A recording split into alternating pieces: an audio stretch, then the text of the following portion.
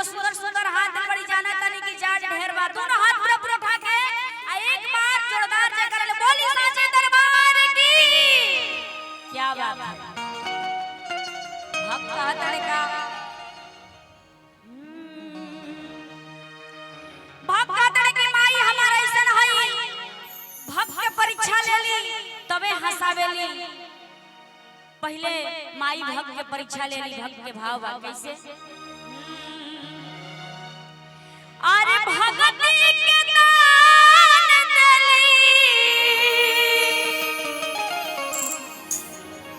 अरे भगत के दान देली मैया जमा के और हंसावेली पाछे पहले रोमा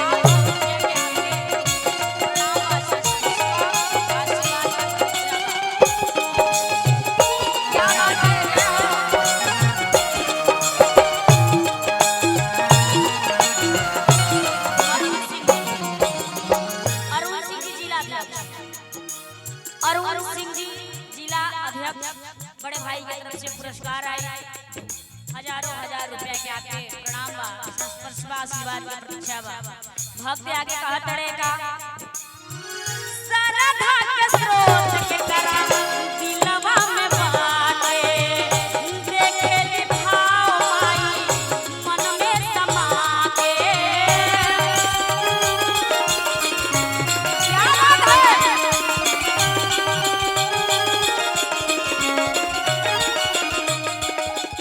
सरधा के स्रोत के करा दिलवा में बाटे देखे भाव माई मन में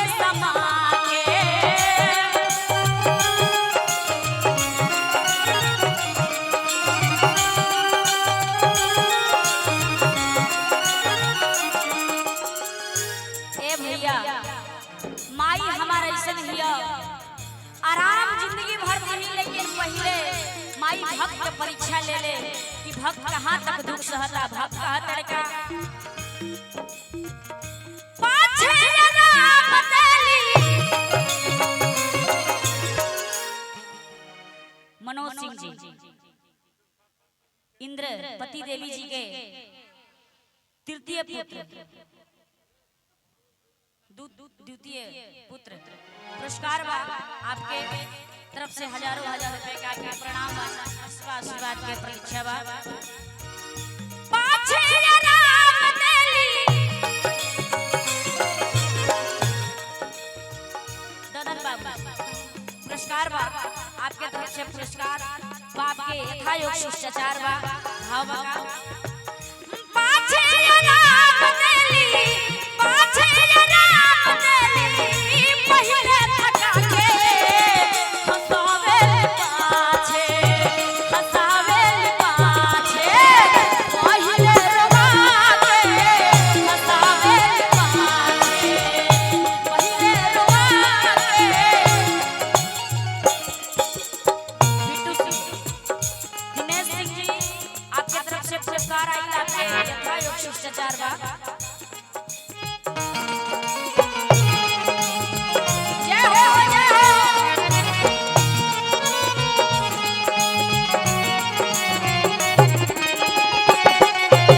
क्या बात है।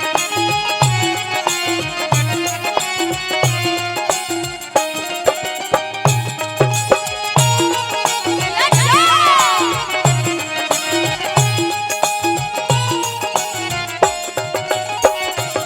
अंत में भक्त के भाव बाका जो बोले न लेली माई कठिन परीक्षा।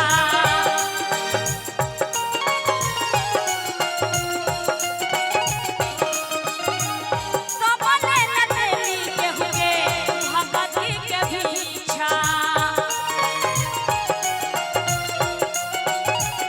जो बोले न लेली माई कठिन परीक्षा।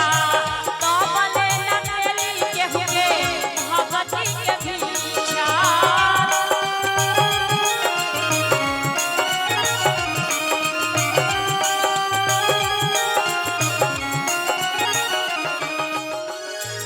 और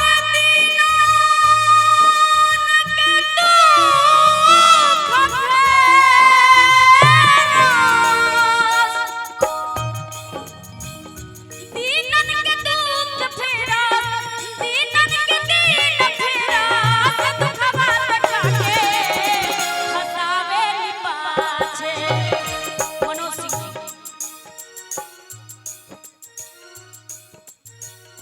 इंद्रपातो देवी जी के चतुर्थ पुत्र सुनील सिंह जी के तरफ से पुरस्कार बा। गार्जियन के प्रणाम बा, यथायोग शिष्टाचार बा। पाछे राम तेली, पाछे राम